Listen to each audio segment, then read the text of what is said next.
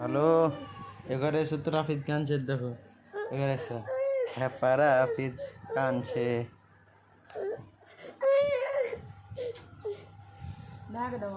দিব না,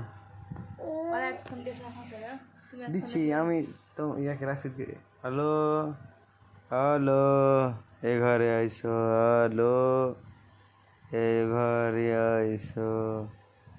হ্যালো, বৃষ্টি তুই বলে একে মারছিলি রাফিদকে? কেন মারছিলি? তুই কেন মারছিলি রাফিদকে? ওই যে আলুর কাছে শুতে চাইলে তো মারছিলি কেনে? থাম তো। কেন মারবি রাফিদকে? রাফিদ তো মারছে আব্বা। এই পাটান মশারি ছেলে কামড়ে মশা। কে মারছে আব্বা? কে মারছে আব্বা? কে মারছি? বৃষ্টি মুখ কি বলছে রে? কি রে? কে মারছে? মশারি ছিঁড়া করলো ওপরে উঠাই। আর কে মারছে রাফিদ তোকে? কে মারছে রে? কে মারছে? হার বেটা কে মারছে রে? যাকে দেখে আমি হয়ে উঠেছিলাম জোনাকি থেকে জ্যোৎস্না, যার প্রেম পাওয়ার জন্য পৃথিবীর প্রেমে পড়া হলো না, জগৎকুল নাম দিল তার প্রেমিকা। তাকে দেখার পর চাঁদ, ফুল কিংবা প্রজাপতিকেও সুন্দর মনে হয়নি। তাকে ভালোবাসবো বলে অন্য কাউকে ভালোবাসিনি, তবে সে হয়নি আমার অর্ধাঙ্গিনী। আহ, কি ছিল তার মহিমা! জগৎকুল নাম দিয়েছিল তার প্রেমিকা। সে তো হারায়নি, বরং আমি হারিয়েছি আমায়। সে বলেছিল ভালোবেসে পাল্টে দেব তোমায়, বিচ্ছেদের জামানায়। আহা হা, এর বিপরীতে আমার মুখে সিগারেট আর কবিতাই মানায়। ভালোবেসে হারালাম আমায়। তাকে করা স্পর্শ অথবা তার করা ক্ষিপ্র চুম্বন যেন লেগে আছে আজও ঠোঁটের কোণে।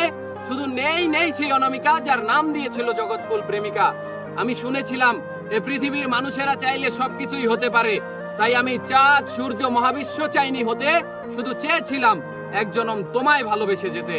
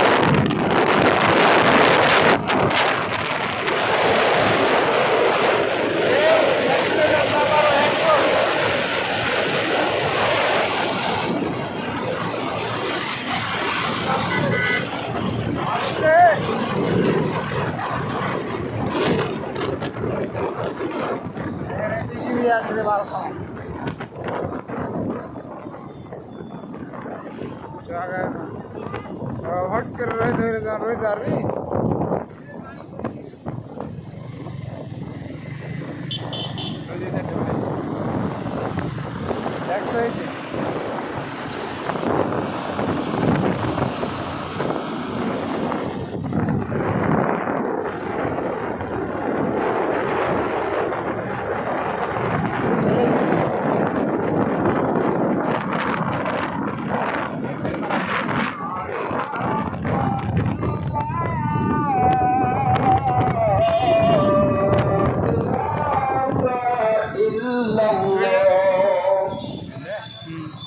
أشهد أن محمدا رسول الله